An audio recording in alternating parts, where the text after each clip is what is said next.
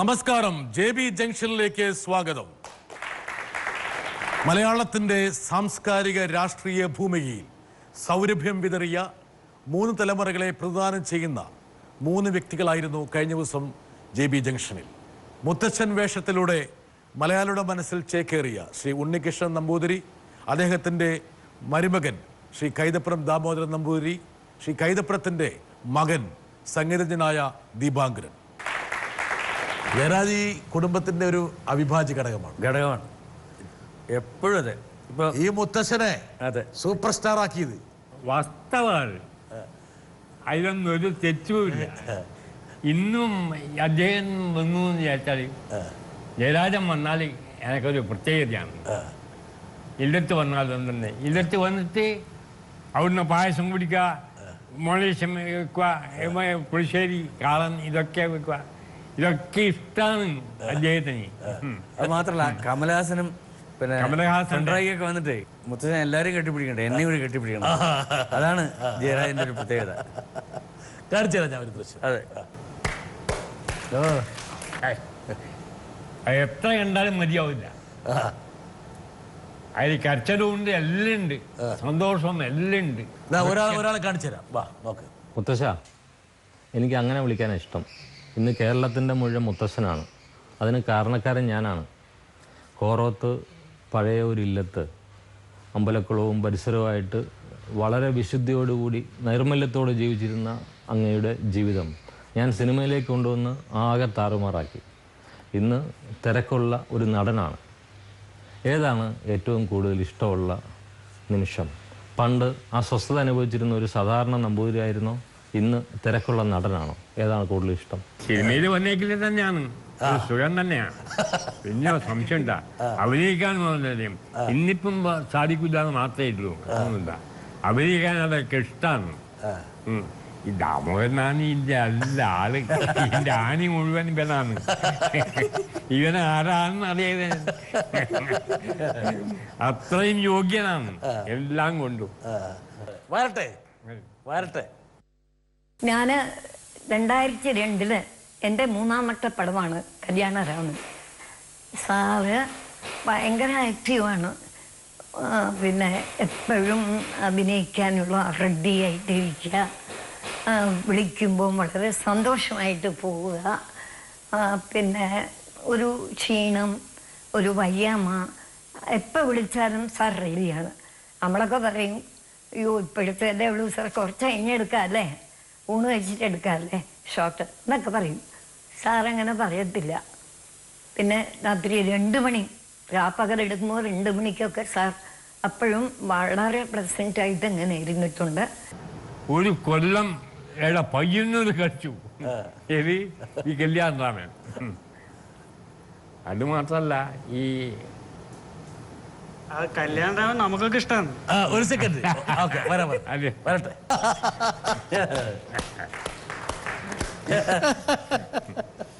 ഈ ശൃംഗാരമാണ് മുത്തശ്ശന്റെ ഒരുപക്ഷെ ഈ ചിത്രത്തിൽ നിറഞ്ഞിരിക്കുന്ന ഭാവം. നല്ല രീതിയിൽ അതും പറഞ്ഞു. ആരി അടൂർ ഗോപാലകൃഷ്ണനും പറഞ്ഞു എന്നോട്. ഇല്ലത്തെ മിഞ്ചാമ്പറത്ത് പോയിട്ട് ഞങ്ങള് വർത്താനം പറഞ്ഞുകൊണ്ടിരിക്കുന്ന സമയത്തും. അത് മാത്രല്ല, ആ ശൃംഗാരൻ്റെ 84 വയസ്സായി അന്നേരം. 84 വയസ്സിൽ ഈ ശൃംഗാരം അഭിനയിക്കുന്ന തിരുമേനി അല്ലാണ്ട് വേറെ ആളില്ല എന്ന് പറഞ്ഞു. കൗതുകമുണ്ട് എന്നോട് പറയാൻ. ആരി അടൂർ ഗോപാലകൃഷ്ണൻ പറഞ്ഞാണ്. പക്ഷേ കൈതപ്പുറം ഈ പിള്ളേർക്കൊക്കെ അച്ഛൻ ഇങ്ങനെ അങ്ങോട്ട് അഭിനയിച്ചതിൽ ചെറിയൊരു അവർക്ക് പിടിക്കില്ല, അവർക്ക് പിടിച്ചില്ല. അതെന്തായിരുന്നു ദീപു? അതായത് എനിക്ക് ഓർമ്മയുണ്ട്, എനിക്ക് ഇഷ്ടമായിരുന്നു. ഞാൻ ആദ്യത്തെ ആഴ്ച തന്നെ ഞാൻ പോയി കണ്ടു. നിന്റെ അമ്മാവന്മാർക്കൊന്നും ഇഷ്ടപ്പെട്ടിട്ടില്ല. പ്രത്യേകിച്ച് അമ്മയുടെ അനീത്തി ഉണ്ട്, യമരിച്ചറ്റമ്മ. അതായത് അമ്മ കഴിഞ്ഞിട്ട് ബോധാസ്മ കഴിഞ്ഞിട്ട് യമരിച്ചറ്റമ്മയ്ക്കാണ് അത് തീരെ പിടിക്കാത്തത്. വരട്ടെ. അച്ഛന് കല്യാണരാമൻ ഒരു കോമഡി പടമാണല്ലോ, അപ്പോൾ ദേശാടനം ഒക്കെ പോലെയുള്ള ഒരു ഇതില്ലല്ലോ, അപ്പോൾ അതുകൊണ്ട് ഒരു വിഷമമുണ്ടായിരുന്നു. അത്രയും നന്നായില്ല, അങ്ങനെ ഒരു കോമഡി ആയിപ്പോയി, എല്ലാവരും അങ്ങനൊരു തമാശ ആയതുകൊണ്ട് അതുകൊണ്ടൊരു വിഷമമുണ്ടായിരുന്നു. പക്ഷെ ഏറ്റവും ഹിറ്റായത് ആ പടമാണ്. ആ പടത്തിൽ കൂടെ എല്ലാവരും അറിയുന്നത്. ഇപ്പം ആരും കാണുമ്പോഴും ചോദിക്കുമ്പോഴും ഒക്കെ പറയണത് കല്യാണരാമനിലെ മുത്തശ്ശൻ എന്നാണല്ലോ. അപ്പൊ അമ്മയ്ക്ക് വലിയ കുഴപ്പമില്ല എന്നൊക്കെ അങ്ങനെയൊക്കെ ഒരു ലെവലായിരുന്നു. എന്നിട്ട് മുത്തച്ഛനെ കുറെ ഫയർ ചെയ്യുകയൊക്കെ ചെയ്തു. മുത്തശ്ശ, ഈ ശൃംഗാരം കാണിച്ചതിലേ വീട്ടിലുള്ള ആൾക്കാർ മുത്തച്ഛനെ ഫയർ ചെയ്തു. എന്തിനാണ് ഈ ശൃംഗാരം കാണിക്കുന്നത് ഈ വയസ്സാകാരത്ത് ചോദിച്ചു. അച്ഛൻ എന്തിനാണ് ഇതന്നെ ഇങ്ങനെ തന്നെ എന്തൊരു കഷ്ടാണ്. ചെറിയ പിള്ളേരെ മാറി അച്ഛൻ ഇങ്ങനെ കണ്ണോട്ടേക്ക് വിളിച്ചത് എന്തൊരു കഷ്ടം. ഞാനെല്ലാം വഴി നടക്കണ്ടേ അച്ഛാ എന്ന് പറഞ്ഞു. ആറിനാണ് അന്ന് ഞായറാഴ്ചയായിരുന്നു. അന്നാണ് അടൂർ ഗോപാലകൃഷ്ണൻ വന്നത്. 84-ാം വയസ്സിൽ ശൃംഗാരം അഭിനയിക്കാന്ന് വിചാരിച്ചാൽ ഉണ്ണികൃഷ്ണൻ തിരുമേനിയല്ലാണ്ട് വേറെ ഒരാളില്ല എന്ന് പറഞ്ഞു. ഓ സൂപ്പർ. താങ്കളുടെ കരിയറിലെ വളരെ പ്രധാനപ്പെട്ട ഒരു നാഴികക്കല്ലാണ്. തീർച്ചയായിട്ടും വേറൊരു ലെവലിലേക്ക് താങ്കൾ മൈഗ്രേറ്റ് ചെയ്യുക. തീർച്ചയായിട്ടും. എന്ത് തോന്നുന്നു ഇപ്പൊ ഇത് കാണുമ്പോൾ? അത് ജയരാജൻ്റെ കഴിവാണ്. കാരണം ഞാൻ അതിനു മുമ്പേ ഒരു പടത്തിന് മ്യൂസിക് ചെയ്തിരുന്നില്ല. പക്ഷേ ജയരാജൻ അറിയാം എനിക്കത് ചെയ്യാൻ പറ്റുന്നു. എന്നിട്ട് ഒരു ഇടപെടലും ഇല്ലായിരുന്നു അതിനകത്ത്. എന്നെ ഏൽപ്പിച്ചു, അതിന് വേണ്ട കാശ് എൻ്റെ കയ്യിൽ തന്നു. എന്നിട്ട് ജയരാജൻ ഷൂട്ടിങ്ങിന് പോയി. ഞാൻ ഈ കളിവീട് ചെയ്തിട്ട് ട്രാക്ക് എടുത്തിട്ട് അവിടെ കൊണ്ടുപോയി കേൾപ്പിക്കുമ്പോൾ ജയരാജൻ ദൂരെ ഇരിക്കുകയായിരുന്നു. അപ്പോൾ ചെറിയ ടൈപ്പ് റെക്കോർഡിൽ അന്നത്രല്ലേ ഉള്ളൂ സൗകര്യം. അത് കേട്ടോണ്ടിരിക്കുമ്പോൾ ജയരാജൻ്റെ കണ്ണിങ്ങനെ നിറഞ്ഞ ഒഴുകി. അപ്പോൾ എനിക്ക് മനസ്സിലായി ഇത് ക്ലിക്കായി എന്ന്. അപ്പോഴേ തീരുമാനം. കമ്പോസിങ്ങും അതുപോലെ പെട്ടെന്നായത്. വീട്ടിൻ്റെ മുകളിലിരുന്നിട്ട് ഞാനിതിങ്ങനെ ചെയ്തപ്പോൾ വിശ്വനിങ്ങനെ കാത്തിരിക്കുക. രാവിലെ 9 മണിക്ക് റെക്കോർഡിങ്ങിന് പോകണം. പാട്ടായിട്ടില്ല. അപ്പോൾ എഴുതിയിട്ടുമില്ല. ഏട്ടനെന്താ ഇങ്ങനെ ചെയ്യുന്നു നീ വെച്ചുകൊണ്ടിരിക്കുക. അവൻ ട്രാക്ക് പാടാനുള്ള കുട്ടി അവിടെ നിൽക്കുന്നുണ്ട്. ഞാൻ അവനെ എടുത്തിരുത്തി പാട്ടിങ്ങനെ പല്ലവി എഴുതിയിട്ട് ഞാനത് അത് അപ്പം തന്നെ അത് ട്യൂൺ ചെയ്ത് പാടി അത് റെക്കോർഡ് ചെയ്തു. ഇങ്ങനെ ചെയ്ത് കഴിഞ്ഞിട്ട് ആദ്യം ദേവിയാണ് ഞാൻ കേൾപ്പിക്കുന്നത്. താഴെ വന്നിട്ട് ഇവൻ്റെ അമ്മയെ അത് കേൾപ്പിക്കുമ്പോൾ അവൾ പെട്ടെന്ന് ഭയങ്കരമായിട്ട് ഫീൽ ചെയ്തു. അപ്പോൾ ഞാൻ ഉറപ്പിച്ചു ഇത് സൂപ്പർ ഹിറ്റ് ആയിരിക്കുന്നു. അങ്ങനെയാണ് ആ ഗാനം ഇപ്പോഴും കരയുന്നപ്പോഴേ ചിരിക്കുന്നതാണ് അതിനോട് തുല്യമായ ഒരു ഗാനം ഞാൻ കാണുന്നത്. വരട്ടെ. അത്ര അധികം ആളുകൾ ഏറ്റെടുത്ത പാട്ടായിരുന്നു കളിവീട് ഉറങ്ങിയല്ലോ. അതിൻ്റെ റെക്കോർഡിങ്ങിൻ്റെ അന്ന് രാവിലെ അങ്കിളിന് ഓർമ്മയുണ്ടോയെന്ന് അറിയില്ല, പാട്ട് റെഡി ആയിരുന്നില്ല. 9 മണിക്ക് സ്റ്റുഡിയോയിലേക്ക് പോകണം. 7-7:30 അങ്കിളിങ്ങനെ അകത്തുലാത്തുന്നൊരു സ്വഭാവമുണ്ട്. അങ്ങോട്ടും ഇങ്ങോട്ടും നടക്കുന്നുണ്ട്. അവസാനം പെട്ടെന്നാണ് അങ്കിൾ അകത്ത് പോയിട്ട് ആ പാട്ട് എഴുതിയതും അത് കമ്പോസ് ചെയ്തതും അത് എന്നെ കൊണ്ട് പഠിപ്പിച്ച് സ്റ്റുഡിയോ ഒന്ന് പാടിച്ചതും. അങ്കിൾ ചെയ്ത പാട്ടുകളിൽ, സംഗീത സംവിധാനം ചെയ്ത പാട്ടുകളിൽ ഏറ്റവും ഇഷ്ടപ്പെട്ട പാട്ട് ഏതാണെന്ന്? താങ്കളുടെ ജീവിതത്തിൽ താങ്കൾ സംഗീത സംവിധാനം ചെയ്ത പാട്ടുകളിൽ കളിവീട് തന്നെയാണ്. കളിവീട് തന്നെയാണ്. എന്താണ് അതിനോടൊരു വലിയൊരു മമത? കാരണം അതിന് എൻ്റെ ജീവിതമായിട്ട് ബന്ധം. കാരണം ദീപുമായിട്ട് ബന്ധമുണ്ട് അതിന്. ദീപു പിന്നെ അന്ന് മദ്രാസിലേക്ക് പഠിക്കാൻ പോകുമ്പോൾ എനിക്കവനെ പിരിയാനും വയ്യ, അവൻ എന്നെയും പിരിയാൻ വയ്യ. എന്നിട്ട് റെയിൽവേ സ്റ്റേഷനിൽ ഇവൻ അതിനകത്ത് കയറ്റുമ്പോൾ ഞാൻ ശരിക്കും കണ്ണീര് വിട്ടിട്ടാണ് അവനെ കണ്ടത്. അവന് എന്നെ നോക്കാൻ വയ്യ. പക്ഷേ കുറച്ച് കഴിയുമ്പോൾ അവൻ തിരിച്ചു വരുന്നുണ്ട്. എന്നുവെച്ചാൽ ഫറോക്കിൽ ഇറങ്ങിയിട്ട് തിരിച്ചു വന്നു. അത്രയേ ഉള്ളൂ അവൻ്റെ പോക്ക്. ആ പോയില്ലേ? പിന്നെയാണ് പോയത്. അത് ശരി. അന്ന് പോയല്ലേ? ആ പോക്ക് പോയില്ല. ഇല്ല. അപ്പോൾ ആ ഒരു വാത്സല്യമുണ്ടല്ലോ അതതിനകത്തുണ്ട്, ആ പാട്ടിലുണ്ട്. അപ്പൊ അവൻ തീവണ്ടി ചാടി ഫറോക്കിൽ ഇറങ്ങിയിട്ട് തിരിച്ചു വന്നു. അല്ല, പക്ഷേ അവൻ തിരിച്ചു വരുന്നതിൽ താങ്കൾക്ക് സന്തോഷം ഉണ്ടായിരുന്നു അന്നേരം? അല്ല, അവനെ കാണുക ഇപ്പോഴും എനിക്ക് ആനന്ദമാണ്. അന്നും അതെ. അപ്പോൾ തിരിച്ചു വന്നെങ്കിലും പഠിക്കാൻ പിന്നെ പറഞ്ഞു. പിന്നെ അവൻ UK-ലൊക്കെ. എന്നാലും ആദ്യ സമയത്ത് ഒരു വിഷമാണ്. അതെ, അപ്പോഴൊക്കെ തന്നെ ദൂരെ ഇരിക്കുമ്പോഴൊക്കെ എനിക്ക് ഈ പാട്ടിങ്ങനെ കേട്ടാൽ എനിക്ക് സങ്കടം വരും. ദീപു അച്ഛനോട് അത്ര ഇഷ്ടമാണ്? അതെ, സമൂഹ സത്യമാണ്. നീ എന്തിനാ ചാടിയത്? സത്യം. എനിക്ക് സംശയമുണ്ടല്ലോ കടുമാങ്ങ അച്ചാർ ഓർത്ത് നീ ചാടിയാണത്. അല്ല, ഞാൻ കുറച്ച് മുമ്പ് വരെ വളരെ റിസർവ്ഡ് ആയിരുന്നു. ഇത്രയും കൂടി അല്ല, ഇതിനേക്കാളും റിസർവ്ഡ് ആയിരുന്നു ഞാൻ. അപ്പൊ ആ സമയത്ത് ഈ പോകുന്ന പോക്കില് മദ്രാസ് പോയി കഴിഞ്ഞാല് ഞാൻ അങ്ങനെ വിട്ടു നിന്നിട്ടില്ല. നമ്മുടെ സ്വന്തം ആൾക്കാരുടെ അടുത്ത് നിന്ന് അങ്ങനെ വിട്ടു നിന്നിട്ടുള്ളൊരു ശീലമില്ല. അപ്പോൾ കുറച്ച് ഇവരെല്ലാം ഇങ്ങനെ പോയി ഞാൻ എങ്ങോട്ടോ പോകുന്നു എന്നൊക്കെയുള്ള ഒരു ഫീല് വന്നു. അങ്ങനെ കോഴിക്കോട് നിന്ന് കയറി കുറച്ച് മുന്നോട്ട് വന്നപ്പോഴേക്കും ഫറൂഖ് എത്തിയപ്പോൾ ഫറൂഖ് ഇങ്ങനെ കുറേ നേരം നിന്നു വണ്ടി. ഇതെന്താ പോവാത്ത? വണ്ടിയിലേ വേറൊരു വണ്ടി ഇങ്ങോട്ട് വരാനുണ്ട്, ക്രോസിങ് ആണ് എന്നൊക്കെ എന്താ പറഞ്ഞു. ഇങ്ങനെ ഇതെങ്ങനെ ഫറൂഖ് ഇങ്ങനെ കാണുമ്പോൾ ഒരു ഭയങ്കര ടെൻഡൻസി ഓർഡർ ഇറങ്ങി.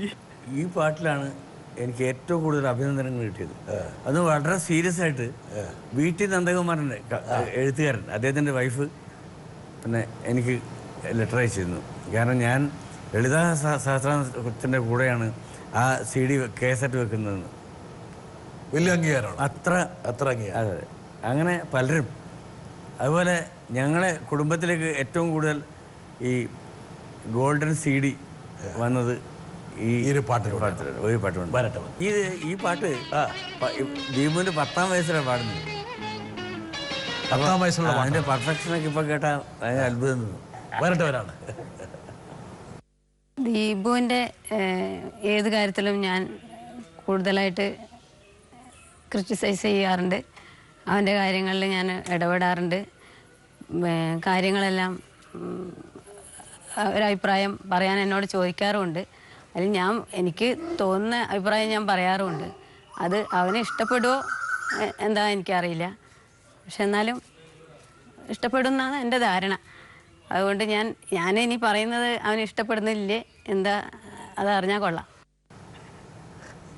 ദീപു, അതായത് അമ്മയ്ക്ക് ഇതിനോട് നേരിട്ട് ചോദിക്കാൻ പറ്റാത്തതൊക്കെ ഇപ്പം ഇതിലൂടെ ചോദിക്കണേ. പലപ്പോഴും സംഭവിക്കുന്നത് കൂടെ ഉണ്ടെങ്കിൽ പോലും ചോദിക്കാൻ പറ്റാത്തത് അല്പം മാറി നിന്ന് ഇതുപോലുള്ള പരിപാടികളിലെ ആൾക്കാർ ചോദിക്കുന്നത്. നിന്റെ നല്ലൊരു വിമർശകയാണ് നിന്റെ അമ്മ. അപ്പോൾ ഈ വിമർശനം അങ്ങ് മൂർച്ഛിക്കുമ്പോൾ നിനക്കൊരു നീരസം ഉണ്ടാകാറുണ്ടോ അനിഷ്ടം ഉണ്ടാകാറുണ്ടോ എന്ന് ചോദിക്കുന്നു. അല്ല, ഞാൻ ഇതിന് മുമ്പ് വേറൊരു കാര്യമാണ്. ഇവർക്കൊക്കെ വളരെ എളുപ്പമുള്ള ചോദ്യം, എനിക്ക് മാത്രം ഭയങ്കര കുറച്ച്. ഒരിക്കലും അങ്ങനെ ഉണ്ടായിട്ടില്ല. അമ്മ പറയുമ്പം അല്ലെങ്കിൽ അങ്ങനെ ഒരു എതിർപ്പ് അപ്പം തോന്നിയിട്ടുണ്ടെങ്കിൽ ഞാനത് അപ്പം തന്നെ അമ്മയോട് പറയും. അത് അങ്ങനെ പറ്റില്ല എന്നോ അല്ലെങ്കിൽ അതിൻ്റെതായ രീതിയിൽ തന്നെ പറയും. സാധാരണ മക്കൾ പറയുന്ന പോലെ അമ്മയ്ക്ക് എന്തറിയാമെന്ന് ചോദിക്കുമോ? മക്കൾ ഏറ്റവും കൂടുതൽ പറയുന്നൊരു കാര്യമാണ് അമ്മയ്ക്ക് എന്തറിയാം പുതിയ കാലത്ത്. പക്ഷെ അതിനെ കവച്ചു വെക്കാൻ അമ്മക്കറിയാം. അതുകൊണ്ട് അമ്മ വളരെ ആ രീതിയിൽ എന്നോട് സംസാരിക്കുള്ളൂ. അതുകൊണ്ട് എനിക്ക് വേറൊരു ഓപ്ഷനും കൂടി ഇട്ടിട്ട് ആണ് അമ്മ സംസാരിക്കാൻ. മാത്രമല്ല അതിൻ്റെ ഒരു ഭാഗമുണ്ട്. ഞാൻ ഒരു പാട്ട് എഴുതിയാൽ ആദ്യം ഞാൻ കേൾപ്പിക്കുന്ന അമ്മയാണ്. അത് കൃത്യമായിട്ട് അഭിപ്രായം പറയും. കൃത്യമായിട്ട് പറയും. ഒരു പ്രേക്ഷകന്റെ സാമ്പിളാണ്, സ്പെസിമെനാണ്. കറക്റ്റായിട്ട് വരട്ടെ. എന്നാൽ എൻ്റെ ഒരു മനസ്സിലുള്ളത് പറയാണ്. അത് എന്നെ പറ്റിയിട്ട് എന്താ അദ്ദേഹത്തിൻ്റെ മനസ്സിലെന്ന് എനിക്കറിയില്ല. ഒരു ആർട്ടിസ്റ്റിനോ അല്ലെങ്കിൽ ഒരു ഡാൻസ് അറിയുന്ന ഒരു കുട്ടീനെയോ അല്ലെങ്കിൽ ഒരു പാട്ടുകാരിനെയോ കല്യാണം കഴിച്ചാൽ കൊള്ളാമെന്ന് ആഗ്രഹം ഉണ്ടായിട്ടുണ്ടാവുമോ എന്നറിയില്ല. പക്ഷേ എനിക്കിപ്പോൾ അതൊന്നും ഇല്ലാത്ത ഒരാളാണ്. അതിൽ സംതൃപ്തനാണോ എന്ന് അറിയണം. അത് ശരിയാ, വീട്ടിൽ നിന്ന് ചോദിക്കാൻ. ഇതൊന്നും ഒരിക്കലും നിങ്ങളുടെ മുമ്പിൽ ചോദിക്കാൻ പറ്റാത്തതാണ്. അതാണ് JV ജംഗ്ഷന്റെ പ്രത്യേകത. ഇത്രയും കാലമായിട്ട് മനസ്സിൽ അടക്കപ്പിടിച്ച ചോദ്യമാണ്. അതായത് ഒരു സമ്പൂർണ്ണ കലാകാരനായിട്ടുള്ള ശ്രീ കൈതപ്പുറം ദാമോദരൻ നമ്പൂതിരിക്ക് എന്തുകൊണ്ട് ഒരു നർത്തകിയെ, ഒരു ഗായികയെ അല്ലെങ്കിൽ മറ്റെന്തെങ്കിലും കലാസബരിയുള്ള ഒരാളെ വിവാഹം കഴിച്ചുകൂടായിരുന്നു? അങ്ങനെയുള്ള എന്തെങ്കിലും വിഷമം, ഒരു എന്താ പറയണ്ടേ, ഒരു വീർപ്പുമുട്ട് എപ്പോഴെങ്കിലും തൻ്റെ ഭർത്താവിൻ്റെ മനസ്സിൽ വന്നിട്ടുണ്ടോ? നമ്മൾ വിവാഹത്തിന് മുമ്പ് നമുക്ക് ഇഷ്ടപ്പെട്ട ആൾക്കാർ പലരും ഉണ്ടാകും. പക്ഷേ നമുക്ക് വിവാഹ ജീവിതത്തിൽ നമുക്ക് ഏറ്റവും വേണ്ടത് സ്നേഹമാണ്. കലവറയില്ലാത്ത സ്നേഹം. അത് മാത്രമല്ല, എന്നെ കൊണ്ടു നടത്തണം. ഞാനിങ്ങനെ പറന്നു പോകുന്ന ഒരു പൂമ്പാറ്റ പോലെ ഇങ്ങനെ പറന്നു നടക്കുന്ന ഒരാളാണ്. പക്ഷെ അതിനെ പിടിച്ച് ഒരു സ്ഥലത്ത് നിർത്തണം, എന്നാലേ ജീവിതമുള്ളൂ. അത്തരം കഴിവ് ഉള്ള ആളാണ് ദേവി. അത് മാത്രമല്ല, വല്ലാത്ത സ്നേഹം, വീർപ്പുമുട്ടിക്കുന്ന സ്നേഹമാണ് ദേവിയുടെ ഇത്.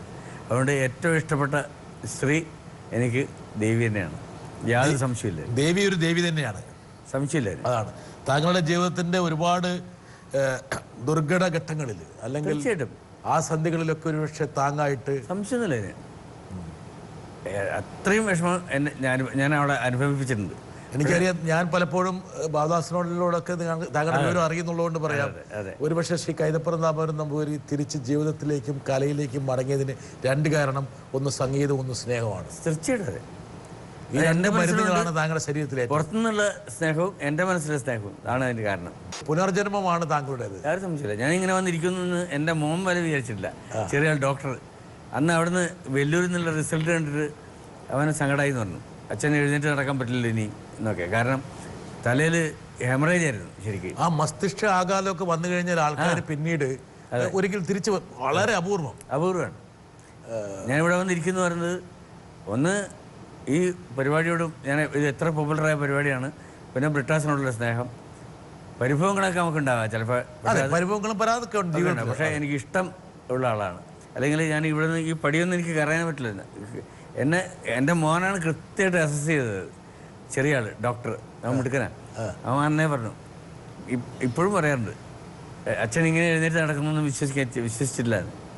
താങ്കൾ വിശ്വസിച്ചിരുന്നു? ഞാൻ വിശ്വസിച്ചു. ഞാൻ ഇനിയും പാടുകയും ചെയ്യും. ഇപ്പോഴും എനിക്ക് ഉറപ്പുണ്ട്. അതാണ് ആ ഒരു മനസ്ഥൈര്യമാണ് താങ്കളെ നിർത്തുന്നത്. അടുത്ത പരിപാടിക്ക് ഞാൻ വരുമ്പോൾ ചിലപ്പോൾ ഇവിടുന്ന് മൈക്ക് പിടിച്ച് സുഖമായിട്ട് പാടിയെന്ന് വരും. വരട്ടെ ഒരാൾ. അവിടെ വെല്ലൂർ ഹോസ്പിറ്റലിൽ കിടക്കുമ്പോഴായിരുന്നു അത്. ഭയങ്കര ഇത് സംഗീതം കേട്ടോണ്ട് തന്നെയായിരുന്നു. ഫുൾ ടൈം ഇങ്ങനെ പാടാൻ പറ്റില്ല.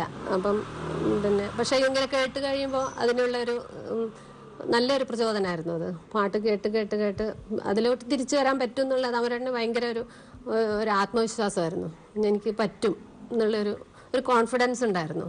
പക്ഷെ നമ്മളൊക്കെ ഭയങ്കര ടെൻഷൻ അടിച്ചൊന്നും ഇനി പാടാൻ പറ്റില്ലല്ലോ, ഭയങ്കര വിഷമമായിരുന്നു നമുക്ക് കാണുമ്പോഴും. പക്ഷെ നവരാട്ടിന് ഭയങ്കര ഒരു നല്ലൊരു പോസിറ്റീവ് മെന്റാലിറ്റി ആയിരുന്നു. താങ്കളിപ്പോൾ വളരെ നോർമൽ ആയിരിക്കണം. കാരണം വെച്ചാൽ ചിന്തയും സംസാരവും എല്ലാം നോർമലായി. ഇനിയിപ്പം ചെറിയ ചെറിയ ചില ഗ്യാപ്പുകൾ ഫിൽ ചെയ്യേണ്ടത് മാത്രമല്ല.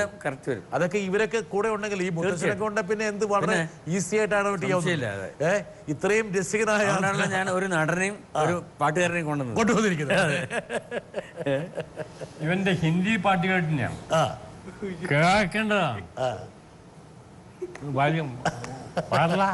എടാ, മുത്തശ്ശനെ ഫാനായി കിട്ടുക എന്ന് പറഞ്ഞാൽ ചെറിയ കാര്യമല്ല. അല്ലെ മുത്തശ്ശനെ ഈയിടെ ഇവന്റെ ഒരു പാട്ട് കേട്ടിട്ട് അത് പറഞ്ഞു, എനിക്ക് ഹിമാലയം ഓർമ്മ വരുന്നു. എന്താണ് കാഴ്ചപ്പാട്? ഭയങ്കര സ്ഥലം കാണാത്ത ഹിമാലയം ഓർമ്മ വരുന്നു എന്ന് പറയാം. ഓ ദുനിയാ കെ രഖ്വാലേ സുൻ ദർദ് ഭരേ मेरे नाले सुन दर्द भरे मेरे नाले ओ दुनिया के रखवाले सुन दर्द भरे मेरे नाले सुन दर्द भरे मेरे नाले आश निराश के दो रंगों से दुनिया तूने सजाई नैया संग तूफान बनाया मिलन के साथ जुदाई जा देख लिया हर जाई ओ लुट गई मेरे प्यार की नगरी अब तो नीर बहाले अब तो नीर बहाले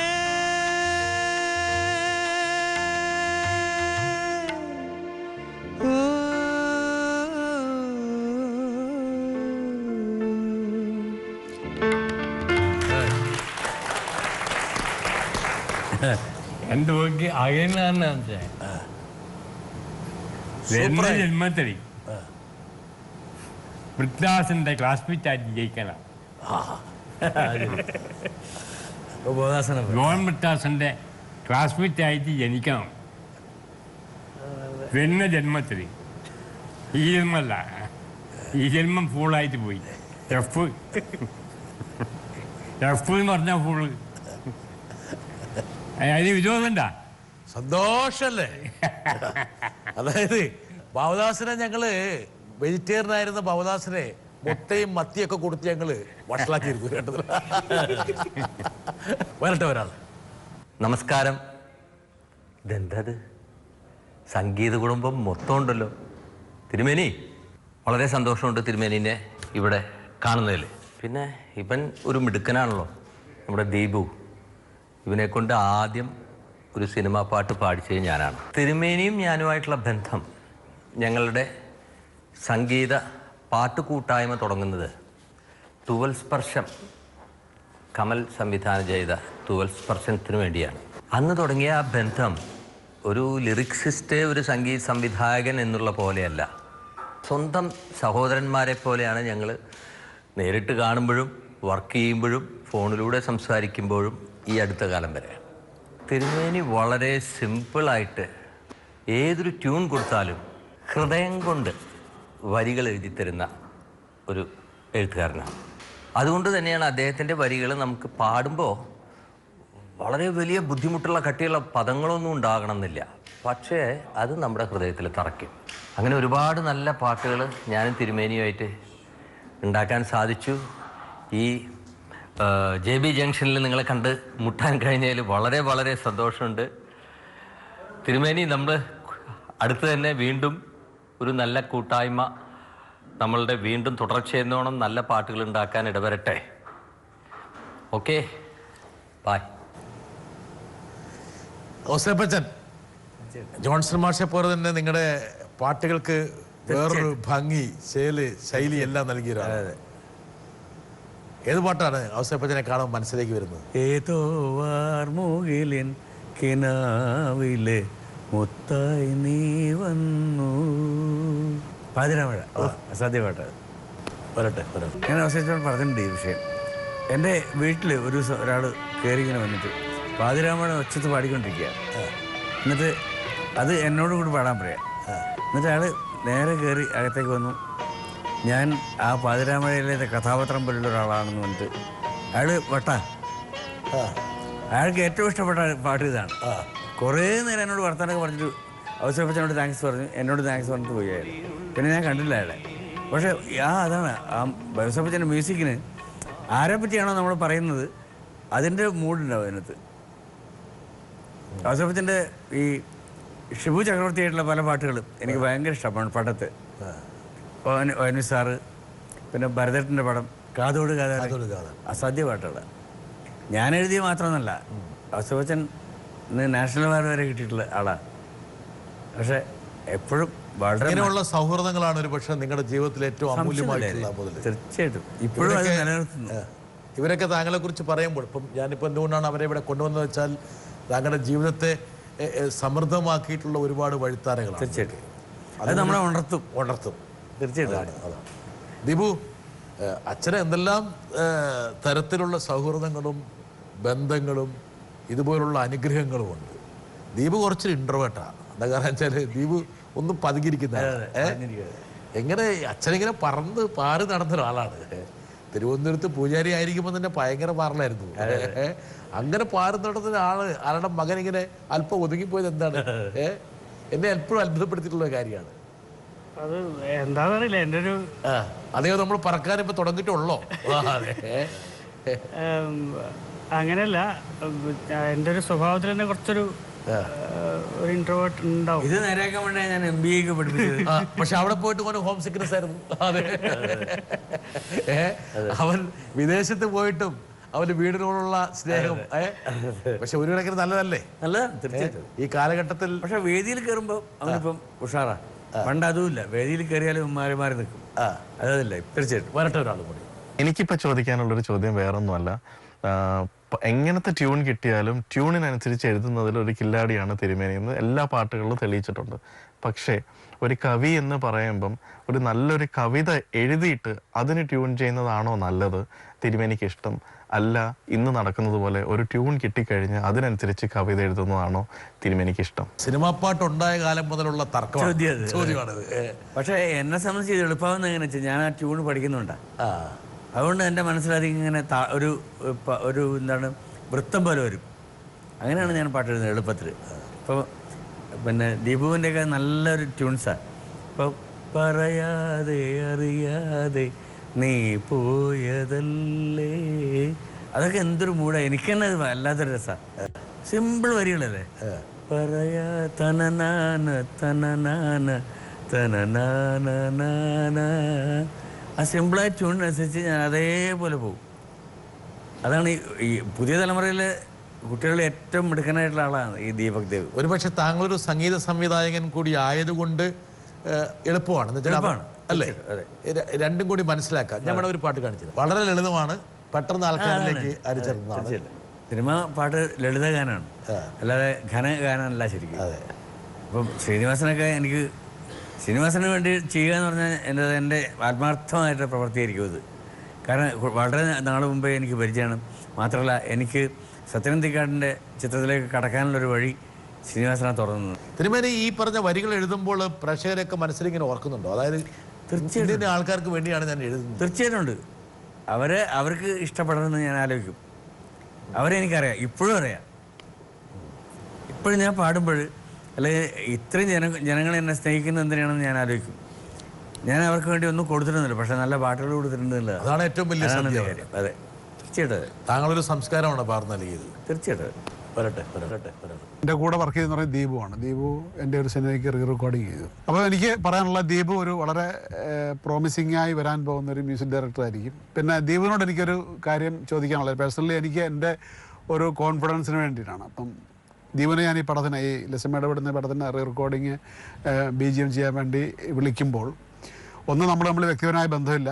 ദീപു വളരെ ഫ്ലറിഷിംഗ് ആയിട്ട് വരുന്ന ഒരാളിനെ എന്നെപ്പോലെയുള്ള ഡയറക്ടർക്ക് വേണ്ടിയിട്ട് ചെയ്തു കഴിഞ്ഞാൽ ഭാവി അവതാളത്തിലായി പോവോ എന്നുള്ളൊരു പരിഭ്രമം ഉണ്ടായിട്ടുണ്ടാകും. ധാർമ്മികമായും ദീപു മറുപടി പറഞ്ഞേ പറ്റൂ. എന്ന് പറഞ്ഞാൽ ദീപു ഇതുവരെ പല ചോദ്യങ്ങളോടും നയചാതുര്യത്തോടെയാണ് മറുപടി പറഞ്ഞത്. ആ നയചാതുര്യം വേണ്ടതില്ലെന്നാണ് മൂപ്പർ കണ്ടു പറഞ്ഞത്. ബാബുവേട്ടൻ്റെ പടങ്ങൾ അതിന് മുമ്പ് ഞാൻ കണ്ടിട്ടുണ്ട്. പിന്നെ എനിക്ക് അദ്ദേഹത്തിൻ്റെ അടുത്ത് പോകാനുള്ളൊരു കോൺഫിഡൻസ് ഉണ്ടായിരുന്നത് അച്ഛൻ ഡയറക്റ്റ് ചെയ്ത പടം മഴവിലിനറ്റം വരെ ചെയ്തുകൊണ്ടിരിക്കുന്ന സമയത്ത് അച്ഛൻ്റെ ഒരു പടത്തിലെ റാബിയ എന്ന് പറഞ്ഞ പാട്ട് കേൾപ്പിച്ചപ്പോൾ അദ്ദേഹത്തിന് അത് ഭയങ്കര ഇഷ്ടമായി എന്ന് എന്നോട് വിജയ് പറഞ്ഞിരുന്നു. അപ്പോൾ എനിക്ക് ആകെ ഒരു പിടിവള്ളി അതായിരുന്നു. അപ്പോൾ അദ്ദേഹത്തിൻ്റെ അടുത്ത് പോകുമ്പം എന്നോട് ആദ്യം പറഞ്ഞതും ബാബുവേട്ടൻ അതായിരുന്നു, ആ പാട്ട് നന്നായിരുന്നു എന്ന് പറഞ്ഞു. ഈ പറഞ്ഞ പോലെ അത്ര കൺഫ്യൂഷൻ ശരിക്കും ഇല്ല അതിൽ. കാരണം നമുക്ക് രണ്ടുപേർക്കും വളരെ ഫ്രീ ആയിട്ട് അത് വേണ്ടാന്ന് വെക്കാനും അത് വേണമെന്ന് വെക്കാനും ഉള്ള സ്വാതന്ത്ര്യം ഉണ്ടായിരുന്നു. സ്ട്രീറ്റ് അങ്ങനെ തന്നെയാണ് ഞാൻ പോയത്. അദ്ദേഹത്തിന് ഇഷ്ടപ്പെടുക എന്നുള്ളതായിരുന്നു. ഏത് ഫിലിം മേക്കറും ഒരു പക്ഷേ ദീപുവിനൊരു അനുഗ്രഹമാണ്. അതെ. പിന്നെ ഈ ഫിലിം എന്നൊക്കെ പറഞ്ഞാൽ ലക്കുമായി ബന്ധപ്പെട്ടാണ്. ഇത് ആരുടെയാണ് എന്ന് പറയാൻ പറ്റില്ല. വരട്ടെ. ഒരു എങ്ങനെയുണ്ട്? ലോകപ്രസിദ്ധനല്ലേ മമ്മൂട്ടി? ആരാണ് അഭിനയത്തിന്റെ ശരിക്കില്ലേ രൂപത്? കെട്ടിപ്പിടിച്ചില്ലേ? അവസാനം ഓട്ടോഗ്രാഫ് മേടിച്ചിട്ടു ഇല്ലത്തുണ്ട്. എന്റെ അതിയോഗ്യനായില്ല ആളല്ലേ എന്നാ പറഞ്ഞു. എന്നെ പറ്റി എന്തോ യോഗ്യത ഇങ്ങനെ പോകുന്നേ. മാത്രല്ല ഈ സിനിമയിൽ പറഞ്ഞ ഡയലോഗ് മൂപ്പരുടെ അർത്ഥവത്തായിട്ടുള്ളതാണ്. അതായത് മണ്ണ് ചവിട്ടി നിൽക്കുകയാണ് ഇപ്പോഴും. അതെ, ഇപ്പോഴും അങ്ങനെയാണ്. കൃഷി എന്ന് പറഞ്ഞാൽ ഭയങ്കര ഭ്രാന്ത. മാത്രമല്ല മണ്ണിനോടുള്ള സ്നേഹം, മണ്ണിന്റെ ആ പരിശുദ്ധി എല്ലാം മനസ്സിൽ സൂക്ഷിക്കുന്ന ആളാണ്. പാലും പഞ്ചസാരയും ധാരാളം വേണം. അതൊക്കെ ഒരു അസുഖമില്ല അല്ലേ? ഒരസുഖമില്ല. നമ്മുടെ മുത്തച്ഛൻ നല്ലൊരു പാട്ടുകാരനും കൂടിയാണ്. പാടിക്കോ. സ്വർണ്ണത്താമര ഇതളിലുറങ്ങും കണ്ണത പോവന കന്യകേ ആരുടെ അനുരാഗ ദേവത നീ, ആരുടെ സ്വയം വര കന്യക നീ. എങ്ങനെയുണ്ട്? അപ്പൊ ഈ പാട്ടൊക്കെയാണ് ഇവന് വന്നേക്കുന്നത്. മുമ്പേ ഹാർമോണിയം വായിച്ചു പാടുമായിരുന്നു. താങ്കൾ വെല്ലൂർ ആശുപത്രിയിൽ സംഗീതമായിരുന്നു ആ മുറിയിൽ നിറഞ്ഞിരുന്നു. തീർച്ചയായിട്ടും എപ്പോഴും മ്യൂസിക്കായിരുന്നു എനിക്ക്. മാത്രമല്ല അന്ന് പിന്നെ വിട്ടാസ് പറഞ്ഞ പോലെ ആദ്യത്തെ ദിവസം തന്നെ എന്നെ വിളിക്കുന്നത് ദക്ഷിണാമൂർത്തി സ്വാമിയാണ്. ദക്ഷിണാമൂർത്തി സ്വാമി എന്നെ വിളിച്ചിട്ട് പറഞ്ഞു, തിരുമേനി നമുക്ക് പാട്ട് ചെയ്യണം. ഞാൻ പറഞ്ഞു പാട്ട് പോയിട്ട് ഒന്നും എനിക്ക് ജീവിതത്തെ പറ്റി തന്നെ ഇപ്പം ആലോചിക്കാൻ പറ്റില്ല, ഞാനിങ്ങനെ കിടപ്പാണ് സമയം. നമ്മൾ ഈ ഇപ്പോൾ എല്ലാ ചികിത്സയും ചെയ്യുന്നത് ഈ ബോഡിയെ മാത്രമാണ്. പക്ഷേ ഈ ബോഡിക്കകത്ത് ആദ്യം മനസ്സുണ്ട്. മനസ്സിലൂടെയാണ് രോഗം വരുന്നതും രോഗം പകരുന്നതും രോഗം വലുതാവുന്നതൊക്കെ. ഈ മനസ്സിനെ ചികിത്സിക്കുന്നതാണ് മ്യൂസിക്. ഇങ്ങനെ പാട്ടിന്റെ അന്തരീക്ഷത്തിലേക്ക് ഒരു രോഗി വരുമ്പോൾ നിങ്ങൾക്ക് അവരുടെ മുഖത്ത് നിന്ന് വായിക്കാൻ പറ്റും. തീർച്ചയായിട്ടും വായിക്കാൻ പറ്റും. അത് മാത്രമല്ല കൈ പിടിച്ചറിയാം ആ താളം ആ താളം തെറ്റുന്നുണ്ടെന്ന് നമുക്കറിയാം, തെറ്റുന്നതായാലും നേരെയായാലും നമുക്കറിയാം. മധുചന്ദ്രികേ നീ മറയുന്നുവോ ആദ്യാനുരാഗം വിതുമ്പും രാത്രിയിൽ. ഉണ്ണിക്കിടാവിന് നൽകാൻ അമ്മ നെഞ്ചിൽ പാലാഴിയേന്തി എന്നുള്ളത് ലോകത്തിൽ ഒരാളും എഴുതിയിട്ടില്ല, എനിക്ക് ഉറപ്പാണ്. ഒന്ന് പാടിക്കുന്നത് എനിക്ക് ഭയങ്കര. ഉണ്ണിക്കിടാവിന്നു നൽകാൻ അമ്മ നെഞ്ചിൽ പാലാഴിയേന്തി. ഗാനരചന. ഗാനരചന, സംഗീത സംവിധാനത്തിന് നിനക്കൊരു വെല്ലുവിളി ആയതുകൊണ്ടാണ്. കലാകാരൻ, കമ്മ്യൂണിസ്റ്റ്, മലയാളികളുടെ മുത്തച്ഛൻ. സഖാവ് എന്ന് വിളിക്കുന്ന ആ സുഖം മനസ്സിലതാണ്.